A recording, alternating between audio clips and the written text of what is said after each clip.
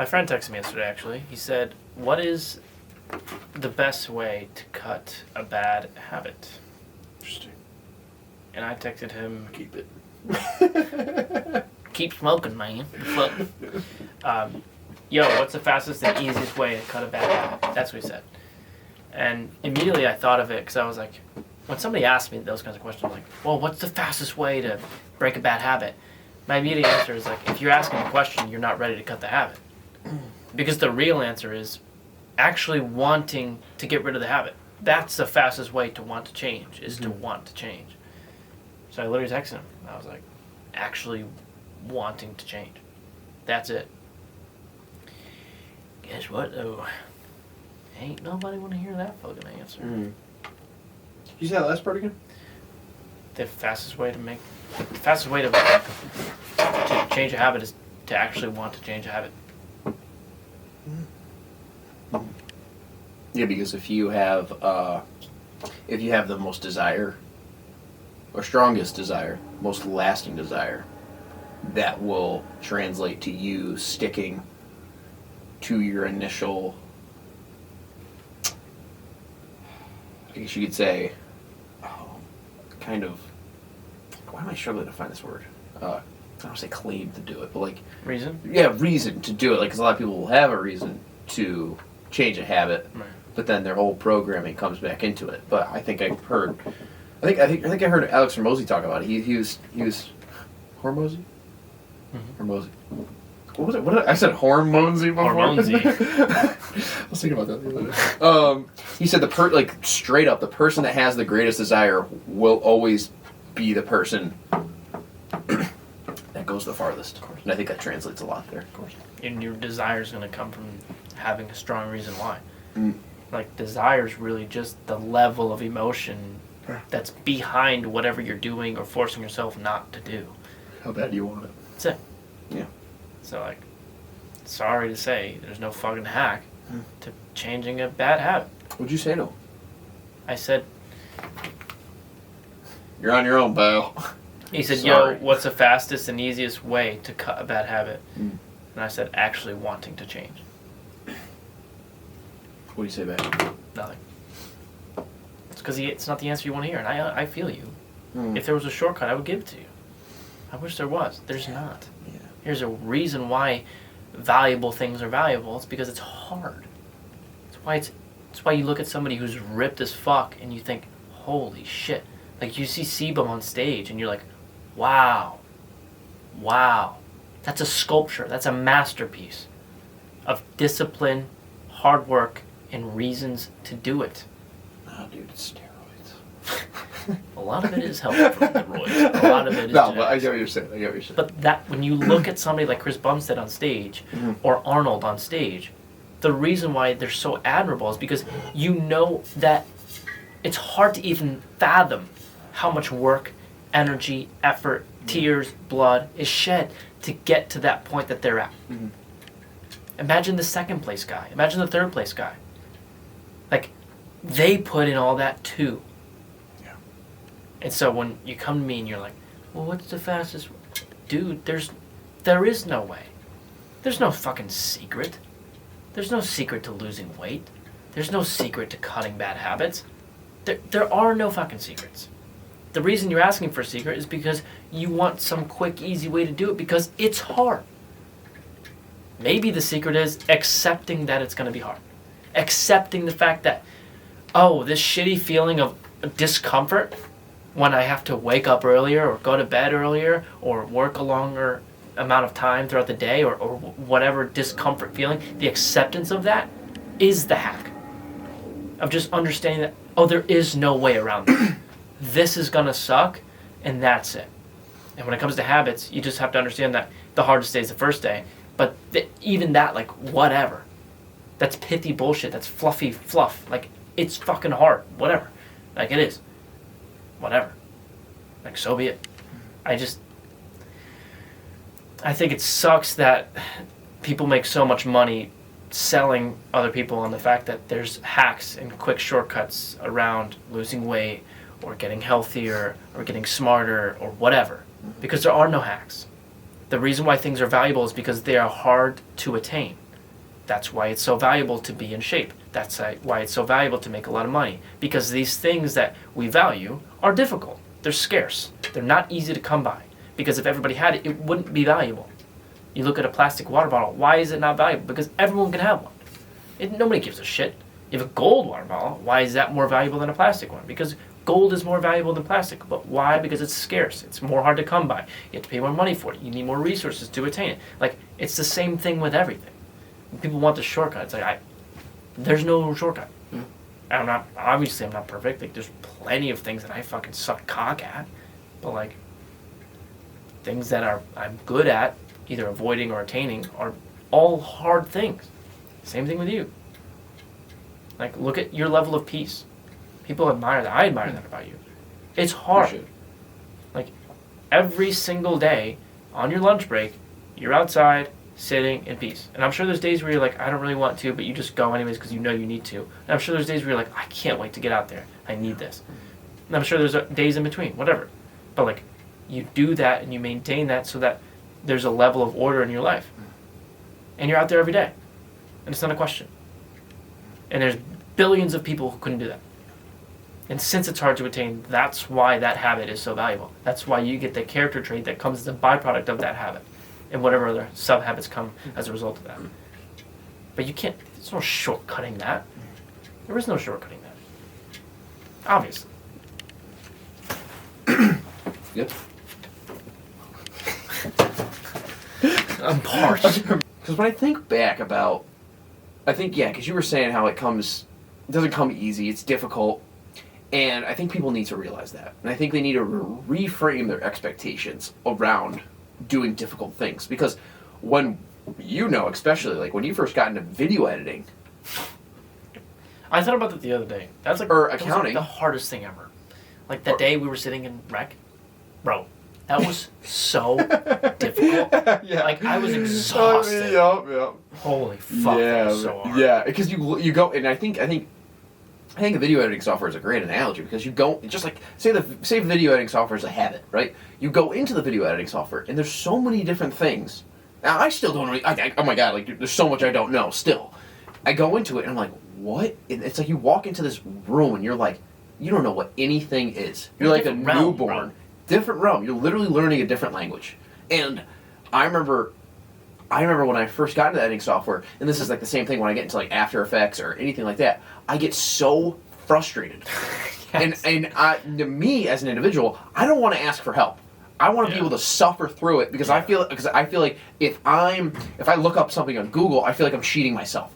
When that's not the case at all. Like, okay, dude, you understand how much longer it's going to take to learn that editing software, learn how to do things without tutorials? That's like going into a math class and teaching yourself calculus without a teacher. You're like, it's cheating. No, I'm going to learn this all my... I'm going to be the Einstein of this math. Like, it's just not going to happen. It's just like, you need to understand that it's going to suck.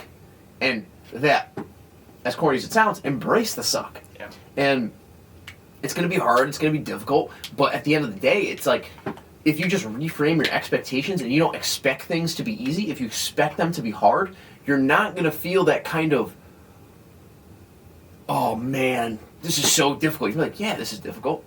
And you're going to be able to make so much more progress because you're of a mindset that this is what hard feels like. Yeah. And it's not this kind of quick fix, easy, I'm just going to take one step and boom, done. And I bet you anything, if it even was that, it's not going to be nearly as satisfying because when you do learn how to edit, when you do learn how to lose weight, and you do go through that process of whatever habit you're trying to cut or add,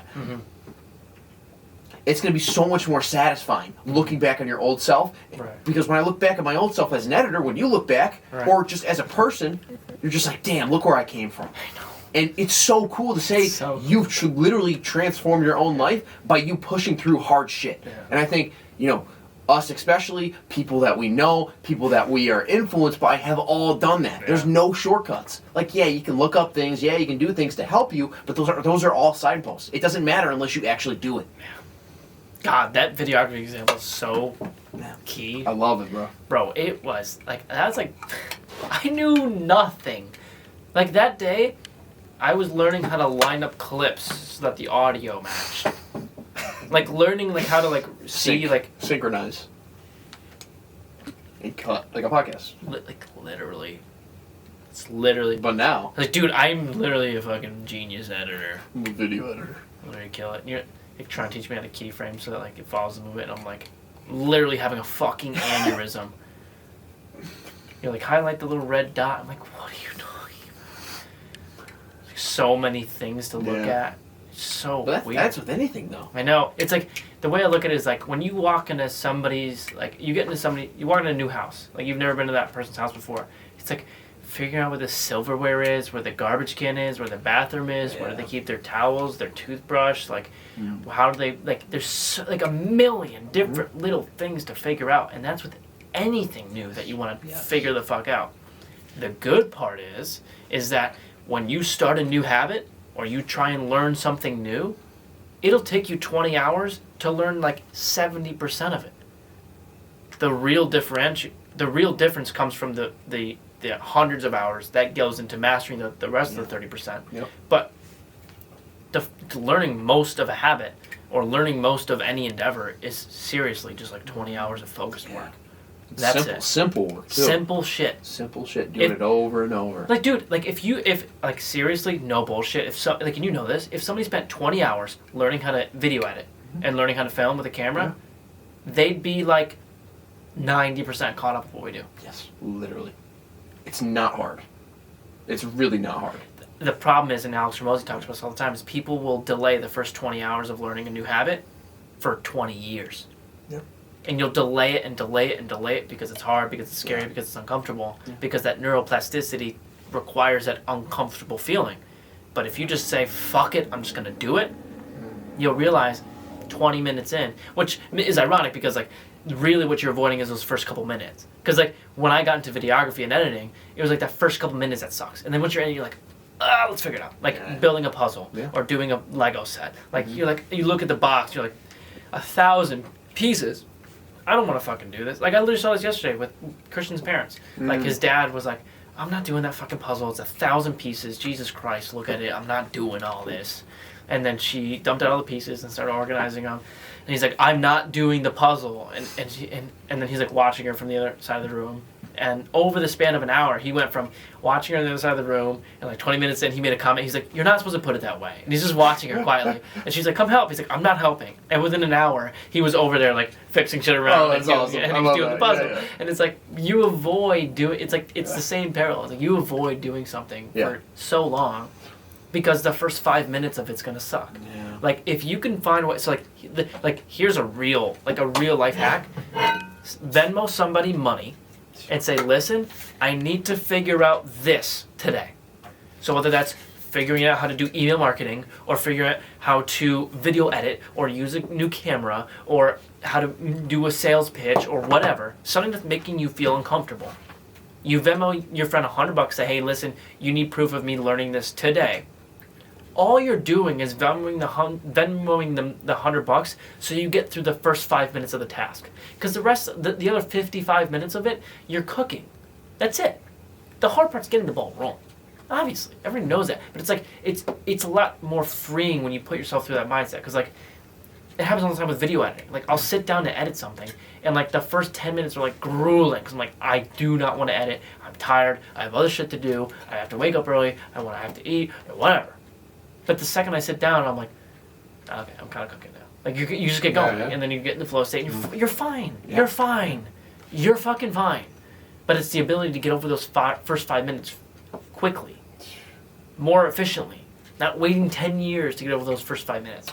That really separates. And if you're not dead, you can fucking do it. Yeah. Like, I don't think people understand, and like, I don't think people understand how hard and how far you can go, meaning how much progress you can make in something and what you can actually do if you are on a necessity level. So when we go out to a gig and we need to get out, or this is a good example, like when you were in Rhode Island and I had to film the NEC championship and Chris wanted a couple videos done, and it's like they were just like, okay, yeah, just they like, were sick. Yeah, like they required a lot of effort. And so I was like, I sat there. I was like, oh my god. Knowing me, I'm a slower editor. I'm a slower processor, right? And of course, I've gotten better at it. But like, that's just how I kind of operate as a video editor. It's just how I am. And it obviously comes with style, comes with different types of things, what kind of video you're trying to make. But when I sat back and I was like, oh my god, I got to make a YouTube style video that's like about 1-2 minutes, and then I got to make a hype reel that highlights them winning the championship and get it out within an hour to 2 hours. And I remember it was like 2 a.m. and I sat back and I was like, I was finishing up the second one and I was like, I have to get it done. And another hour and a half goes by and then like I was like, I got it done. I had to wake up for work at 10 a.m. the next morning, right? So it's like, I'm not saying that, I'm saying that with the most pure intentions, but it's like when you have to get something done, when there's no ifs, ands, or buts, it just has to get done. It's amazing how far you can go. And I just think people, like you said, we just make all these mental excuses and we come up with all these reasons to not start the first 5 minutes, to not start just even thinking about it, or to sit down and really go to the gym, or to get on a healthy diet, or whatever that looks like, or reach out to that person because it's so uncomfortable. But once you're in that, once you develop that flow state, maybe you're in a relationship, maybe you develop, it's gonna be awkward at first, but once you start to get to know that person, and this is advice for myself, because God knows this is like one of my struggles, right? You get over that hurdle of talking to that person, or you just start that habit, like it's I'm not gonna say it's uphill from there, but it's a hell of a lot easier mentally to actually start doing that, because physically there's no question about it. You can totally do it, depending on the habit, of course. Not like, it's like you're gonna jump out of a plane, but like, stuff like that. Most likely you can fucking do it if it's like doesn't require extreme levels of physicality. It's breaking the ice. Like I love that example. Last week I went out with Christian and his friends, and we were just like hanging out, and like I don't know them, and they all live together on campus. Like I'm never with them. Like they're with each other all day, every day for the past like 2 years. I always see Christian like once every few months. I'm like, I'm not gonna vibe with them the same. I'm like the odd man out. But I was like, he invited me, and I was like, of course I'm gonna come. And I went, and I just realized I just needed to break the ice for a little bit. Like, what sucks is, like, when Christian leaves the room, and there's that awkward silence, and then we have to, like, figure it out, and build rapport, and, like, find a conversation topic. That part sucks dick. That's the worst. Like, you're like, oh, you got any dogs? Like, you know what I mean? Like, it sucks. You know what I mean? Like, it's just weird. But after you get past that, and you just let the ice break itself, and all it is learning to sit with the uncomfortable feeling. Yep. That's it. Not trying to wish it wasn't there, just accepting the fact that you're going to feel uncomfortable. Yep. After you get past that uncomfortable feeling, you can build a relationship with basically anybody. If you just get past that little hurdle. That's it. That's why when you have these work friends, those relationships are always like, why do I have so many friends at work? It's because you're forced to stay with them. You can't leave work. If you're a barista at Starbucks and it's a rainy day and no one's coming in and it's just you and another person and you can't go on your phone and you're just fucking booling, what are you going to do? You're going to talk. You're just going to figure it out. Even if you're introverted, even if you don't have many things in common, you're going to figure it the fuck out. And it doesn't mean you're going to be best friends, of course, but you just break the ice. Oh, Snake. I was like, the fuck? That scared the shit out of me. That sounds so realistic, too. I was like, the fuck? I was like, oh, Goo is here. Go is here. Goo is here. Go is here. Sorry, continue. No, but yeah, just pro tip if you want to make friends. Like, honestly, learn to sit with the uncomfortable feeling of breaking the ice. And you will make so many friends. You just have to learn to sit there when things are weird and have those couple awkward conversations until you find those talking points where you guys relate, find the sense of humor where it matches, and you'll be fine. Like, you're a human being. You'll figure it out. It was so funny because I was like, for New Year's, like a ton of people were there, and I was very similar to you. Like, I mean, I only knew Jordan there, really. A couple other guys that were just a part of his band that we went to high school with. But like when they were off doing their own thing, I was kind of like, I was on Solo Man Island, and I was I was sitting there, I was like, oh God, I don't want to just, I mean, of course, it's like that when you're standing there and you're just like, oh God, I don't want to just stand here and look alone, right? It's like, you feel that like kind of inclination. It's natural, right? You want to be a part of the tribe. And I mean, I went through that same process of like, just talking to guys, socializing, right? And like, oh my God, I had a conversation with this guy about submarines for like an hour and a half. And it's just like, and he's like, dude, I gotta tell you, there's no one I've ever talked to that is this interested in submarines. And he's like, this is his like passion. This is like what he loves. And he's just like, and then his other friend, he works at EB, and so all of his other boys that work at EB came over, and they're like, they're like not really passionate about submarines. And he was just like, he's like, dude, the other friends came over and were talking to me, and they were saying how, he was like, man, I gotta save you, dude. He'll talk your ear off about submarines all fucking night. And he's just like, he was just like, yeah, man. He just keeps asking questions. And I'm like, yeah, dude, I'm fucking interested. Like, this shit's sick. Anyways, like, so the point I'm trying to get to is, I was with this kid, I was with another kid talking to him about like, just his career or whatever, and this other guy comes over, and I could tell he was like, oh fuck, dude, I don't have anything to talk about with anyone. So this kid comes over, super nice, kind, like open, positive. Never talked to him before. I don't even know his name. And I was talking to this other guy. And he comes over. He's like, all right, guys, what do you think about football? And they're like, and I was like, oh my god, this guy's a genius. It's like every dude loves sports. And I'm just like. You could just go up to any dude and just start about football. Yeah, what do you think about football? Okay, snowball effect, right? Yeah. And it's just like I was like, oh my god, yeah, Patriots this, Pittsburgh Steelers this, right? And I was just like, oh my god, yeah, like this guy's actually pretty cool, you know? And it's just like it's so true because it's like if you're a dude, there's so many things you can relate to about, and it's like vice versa. I get it's harder with a girl, right? Yeah. There's less stuff, you have a different lifestyle, but there's most likely something. Just I mean, worst comes to worst, like just ask like simple questions, and it just goes such a long way. And once you ask multiple questions, you can just just build off what they say. And if you're not exactly interested, that's okay. You can start to just ask more questions. And I get it, like especially coming from me, I know I ask a lot of questions, so it can be annoying. So try to tone it back a little, which I'm trying to get better at. But just to build that ice, build that foundation to help you get into that social setting where you're a part of the tribe. Dude, you and Joe are like the most well-liked people on this campus. Thousands of people here. Like, you are the most well-liked people I know. You guys ask the most questions. Like Grace Little, perfect example.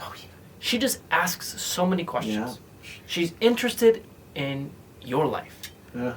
Who do people love talking about the most? Themselves. No. People love talking about themselves. You want people to like you? Talk about them. It's so simple. It is. Be interested in other people, and people will love you. They will invite you to parties. They will invite you to hang out with them. They will love to text you. They will love to talk to you. You will have friends. If you find yourself unable to make friends, you probably find yourself talking about nobody else but yourself. And I say that from personal experience. If the only person you can bear to talk about is you, people are not going to want to spend time with you. That sucks. That's the worst thing ever. Like, you know what I'm talking about. Like, when you're in a room with somebody and they literally can't shut the fuck up about themselves, just boasting and bragging the whole time. It's like, holy shit. It's like, is this going to end? Like, are you this poorly socialized? It's a drag. But how good do you feel when people are like yesterday, when I'm sitting there with Christian's mom. Dude, like, she was so interested in the business and like how I'm doing things, and like I kept talking and I'm like, oh my god, like I'm talking way too much about myself, but like she just kept asking questions. She's like, that's so awesome. Wait, why? Wait, what made you wanna? That's so great. Like what? And I'm like, I fucking love you. Like she's just asking me questions. She just was. Shows she cares. But she just was interested in my life. Yeah. That was it. Like she's just a good person. Like she might not give a fuck. She probably doesn't. Maybe she does a little bit because like I'm good with her family, whatever. Yeah. But like all things considered, she probably doesn't care. But she's just being so nice. You know what I mean? It doesn't. Not that you should be disingenuous to people, but like, fuck. Like if you just spread some love, dude. Like if you're in a good mindset, like seriously, like you have peace and love in your heart. You never go around trying to brag to people. When you feel really good with you, you go up, you give somebody a hug. You're like, how are you doing? Like when you're good enough, like when you truly feel like your cup is full, you don't try and tell other people about you. You go out, you want to spread the love. How are you doing? What's good with you? Yeah. Tell me about you. Yeah. Tell me about your life. Tell me about your job. Tell me about your dog. Enough about me. The only people that are going around, and I say this from experience, like the only people that are going around bragging about themselves are the people that have nothing in their cup. When your cup is full, you go around trying to fill up everybody else's. Like that. Like you talk. Like when you listen to people that take a new drug for the first time. Like don't go do this, obviously. But people that take drugs that really elicit dopamine and flood you with dopamine and serotonin, the drugs that make you feel good, feel love, feel connected to other people. Immediately, the first thing that they do is they go and they text 1 million people on their phone. I love you. Thank you. I appreciate you. How are you doing? How's your life? I miss you. It's so good. I was just thinking about you. Whatever. Because your cup is full. And when your cup is full, you don't talk about yourself. But you can hack that. You can hack that. You don't need to feel completely amazing and great and beautiful before you start asking people questions and start being interested in other people besides yourself. It doesn't mean you have to go around being an interviewer, but Christ, it's so exhausting to hang out with people that only want to be interviewed. And you'll notice one thing about people that only want to be interviewed, they don't have a lot of friends. And the people that they do have friends with are usually friends out of obligation or sympathy. Usually. I've seen it firsthand. I've lived that firsthand. It's not a fun existence. You get fake smiles. You get fake texts. You get no responses. You get left unread. You don't get invited to play basketball and soccer. It's like that's how it plays out. You have to be more interested in other people than you are in yourself. And ironically, that's what gets more people interested in you. But, or no. Yeah, I find it really interesting because, I think I know a lot of people, but like, I don't at the same time too. And I think especially with me, and I posted, I forget exactly, this Kobe story or something like that yesterday on my story on Instagram, and he said due to a lack of communication, oftentimes he found himself lonely and just doing what he loves, right, basketball, and pretty much dribbling a basketball until he fell asleep. And so I find I really don't spend time with friends unless it is out of obligation. But I don't think it's I don't think I feel that like I do it from a place. I don't think the other friends that are surrounding me are for sympathy at all, right? Because I'm not trying to like talk about myself or do other shit like that. But I think sometimes I can get in the I don't externalize it, but I think internally I can get in the trap of when I'm alone, thinking about myself way too much. And I know that's a general thing that everyone does, right? But I think sometimes that leads me internally to not feel full, to not feel complete. It's different when we're in a social setting. But when I'm alone, that may be why I don't text a lot of people. What do you mean by thinking about yourself? Like thinking about, are you thinking about like maybe like what other people think of me, maybe like maybe like how good I am, like egoically, right, and stuff like that, like how good I am. I'm not saying like I'm observing this shit. It's just like it's definitely conditioning wise, and I think about myself a lot, and I think a lot of people. I don't know if anybody else could resonate with that, I think everyone can resonate with you. yeah. But I think that can, especially because I don't like to reach out to people because to me it just one, I think I don't really like texting, and I think two. Yeah.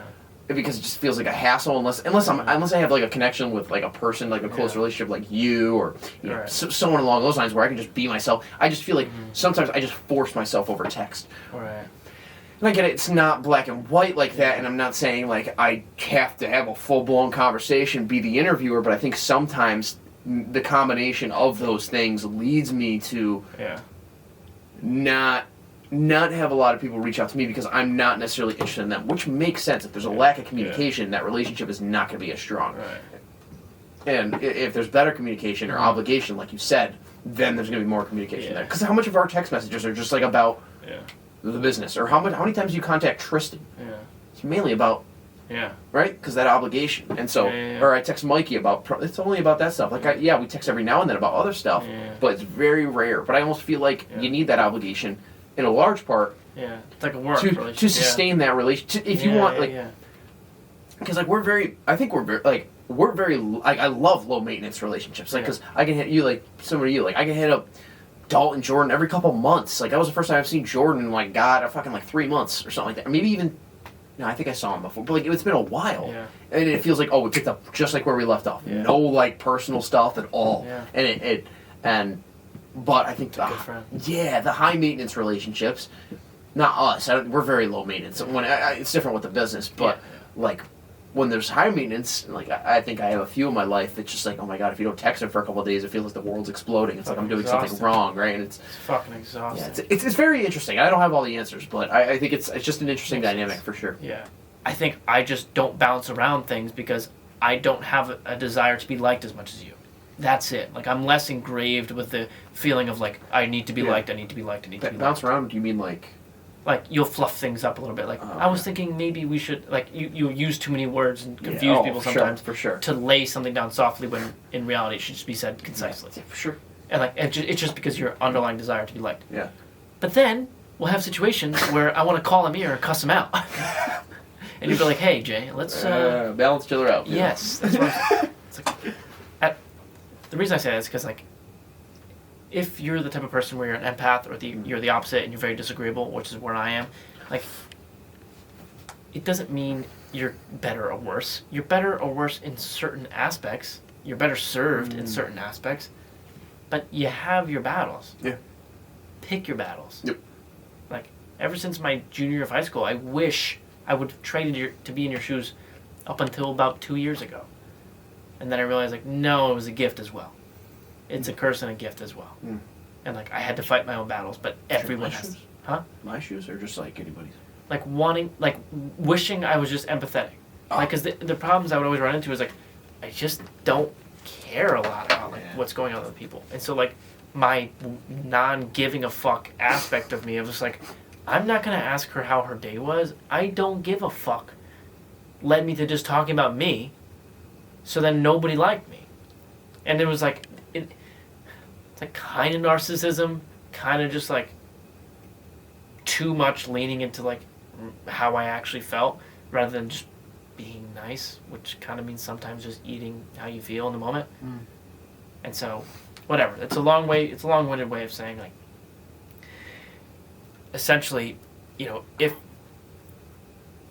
if you're around the right friends, they're low maintenance. They're not going to make you feel like you're better or worse for any reason. They're not going to make you feel like because you're empathetic that you're too hard to be around or too easy to be around or whatever. Like, if you're around the right friends, you're around the right fucking friends. Yeah. And I was also going to say this to you because I was thinking about this. I was like, I think, you know, there's too many aspects of, like, Jordan's life, Dalton's life, your life, so that it's like I can't really give you a black and white answer, obviously, because I don't know them. I don't know you better than you know you.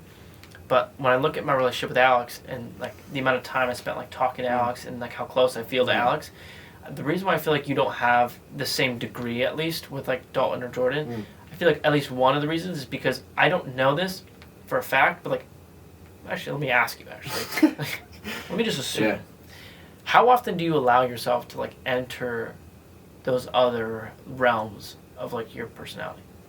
Like... So, like, when I think about it this way, like, one of the things that I really need to do when I hang out with Alex is enter the realm of just, like, fuck around.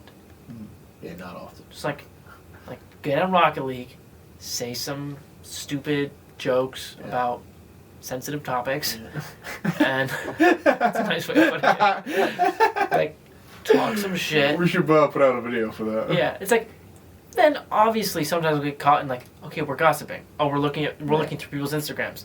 She's dating who now? Ew. Like, sometimes I get caught in that. Yeah. It's worth it to me. Yeah. Try and dial it back, but, like, it's like, God, it's like, it's preserving that relationship, and it's like, I really think what the underlying, the undertone of it all is, to be honest, now that I say it out loud, is just not thinking too deep about it. I'm just like, dude, I'm just going to chill with my boy. We're just going to hang out. Yeah. Like, I love this dude, and we're going to hang out. And have fun when I'm with him. And when I'm done with him, like when I leave, I feel energized to go do more work because my chill time's over. It's time to work now. And, like, I feel good. I feel positive. It's not energy draining. I don't sit there thinking, like, holy fuck, when is the time to go? I'm not looking at the clock. It's a meaningful time I spend with him and with Rachel. And, like, I don't look forward it's active to recovery. Right. Yeah. And you're building meaningful relationships, deeply. Yeah. And I think the big part of it is my ability, newfound ability, slowly still working on an ability to disconnect from work or disconnect from personal development, whatever the fuck that means. I think I definitely do need to participate in that more, for sure, but I think it's like, I almost feel like that's your form of meditation. Because like, at first I was like, oh yeah, like maybe I should like disconnect a little bit, but then I was like, and I get the whole part of like, yeah, if I'm not around those people as much, if I'm not hanging out with them as much, I'm not like just chilling with them, but like, I think about it, I don't really like to chill like that, like, and there's nothing wrong with that, like, I mean, like, it depends. I mean, I'm sure it would be different depending on the scenario, but like, for me, that's meditation. Like that, like what? There's no other. Like when I go out in my backyard and I sit on my lawn chair and I just no care in the world, and I can just close my eyes with the sun on me. That's the same. That's the same thing, just in a different area. After I get up, I'm energized. I feel so peaceful. Probably very similar to what you're doing. It's not the same. I get it, but like. It is.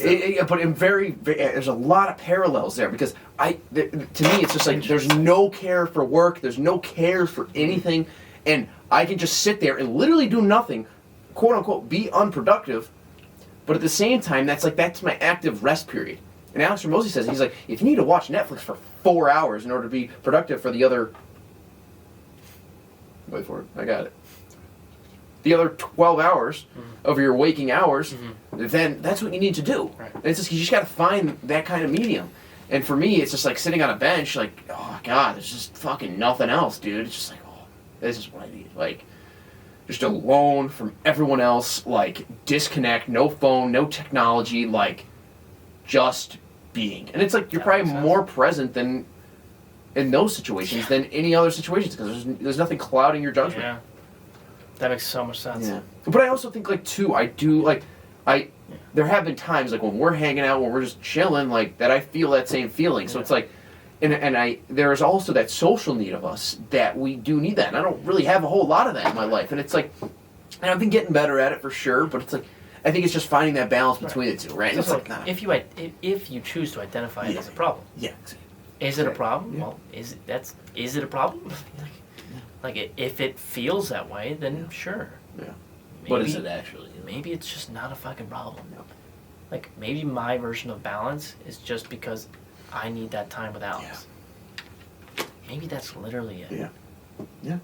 Like, has the same effect. Right. Yeah. Because I enjoy, like, because when I'm with you, like, I, like, love building and crafting. Yeah, like, yeah. I was thinking about, like, when we sat down yesterday and we're sitting there in the parking lot, like, getting some sun, just talking about the business for, like, 15 minutes. It was like we're building something together. Yeah, yeah. Like, we're crafting. It's like we're building this Lego set together. Yeah, yeah. It's like massive, millions of pieces. And we're figuring out what goes where, but there's no directions. And, that's what we're doing. Yeah. It's a game. Yeah. But we're crafting it, and it's fun, and it's engaging, and we're involved, and we're invested. And when things go wrong, it hurts, and when things go great, it's amazing. And like we're experiencing it together, and we're building it together. And it's hard, and it sucks, and it's difficult, and we have to stay up late and wake up early because of it. But it's like I love that part of our relationship, and like I have that with you, and then with Rachel, I have an amazing relationship. With Alex, I have another amazing relationship. It's like there's different cups that are filled with different aspects of my life, and if you need something to be filled, then that's your choice. Like, what are we doing 99% of the time when we hang out? I know. That exactly. Yeah, exactly. So it's like, how many times do we just like, Yeah. hey man, you want to hang out? Yeah. Like, I'm not saying that's an issue. I'm not saying that's an issue, but like, Yeah. Yeah. But it's also like, but no, it's not an issue. That's not an issue though. Like, it's not an It's issue. not Like, a that's problem. not a problem. Right. It's not a problem. Right. Because we're good. We're Yeah. good. You know what I mean? It's like, okay, should we? Like, I don't know. Like, and that's it's like, also like, let's say we have a $500,000 exit in a year. Like, we would probably just start hanging out anyways. We'd be like, hey, let's go do something. Let's go golf. Let's go chill. Let's go do something. we should be producing. Right, like, exactly, we just come back to this. Yeah. But I think that's it's just not the same it's though. so like, unique. Oh god, like I don't want to hang out. Like I want to build something. Dude. I want to do something. Like Yeah. and I don't even know. Like because like I also think about it. Like the ideal girl for me. Like we can hang out, chill for sure. But like build something. bro, let's fucking do some shit. You know what I mean? Like that's what I want, man. Yeah. Like it's not this. And it's not to say like this is just what's for me, right? This is my subjective personal thing, right? But like. If a girl comes over and she wants to work on her thing while I'm like, dude, there's nothing else. Like, and I can still concentrate, and it's like beyond sex, beyond all this temptation. Like, that sounds awesome. And like, I don't know what that looks like, but if I can have, like I always say, if I can have a girl version of you, like, boom, good. And she's hot, like, Change. we're just hot on. Like, you don't even Cut it off. Like- Yeah, because I remember we would talk about that. I think it was like over the summer. I was like, Yeah. dude, we don't do enough things together as like friends, and like I agreed, but then I think I just like a part of me was like emotionally disagree because I was like, yeah, I get, like you're What right. are we gonna do? So I was like I want to do this. What are we gonna do? Like it's almost like we put a label on what Yeah. hanging out is, as Yeah. if that's what it is. It's like no, like I think it's just like stereotypical hanging out is what I do That's with exactly is it. what I do with Alex. That's exactly. Like it matches the stereotype, so I'm reinforced Yeah. from society of being friends with Alex. And that just happens to be the same thing that you do, hanging out. Like, Right. Yeah, like playing video games with Alex and chilling and making like chicken and pasta and then just booling and just like relaxing. that sounds fun. Yeah, It's like that's what we do. Yeah. Like whatever. Mm. Or we'll go play soccer, we'll have a game, and then like that 45 minutes we're on the road, we're Yeah. we're talking, we're hanging out, whatever. We're like bullshitting, like typical friendship. Yeah. Like we don't have typical friendship, No. but like I don't want typical friendship with you. Yeah. Like you're one in a billion. Vice versa. Why would I want like let's build something? Mm. We could do both. Like this is our hanging out. We also do like I feel like we do have that stereotypical like communication though. Oh yeah. Yeah, for like Yeah. like fucking around, Yeah, like making yeah, stupid yeah, of jokes. course, Like of I think course. like activities wise, Yeah. no, but like Well, that's exactly yeah. it, Like, yeah. I mean, I objectively like we don't call each other and just like check. No. When I say call each other, I mean Yeah. like yeah, let me just call Jason and see how he's checking. I'm like Right. yeah, we'll do that every now and then, but usually it's about something to do Right. with like something we have together, Right. you know. So But I also feel like I think we're together so often that like those things come up. exactly, that's exactly it. It just comes up in conversation. We're, Like, it's a well-oiled communication yeah. because like it has to. It's like the work thing. Yeah. You work with somebody every single day. yeah. You don't need to call and check in. You're like, I was with you 20 minutes ago. I know what happened Yeah, yesterday yeah. with your dad. Like No, whatever. okay. You know what I mean? Like so. 100%. So it's like yeah, but then like okay, Go on. what happens when I like the wind. yeah, literally yeah, yeah. Oh,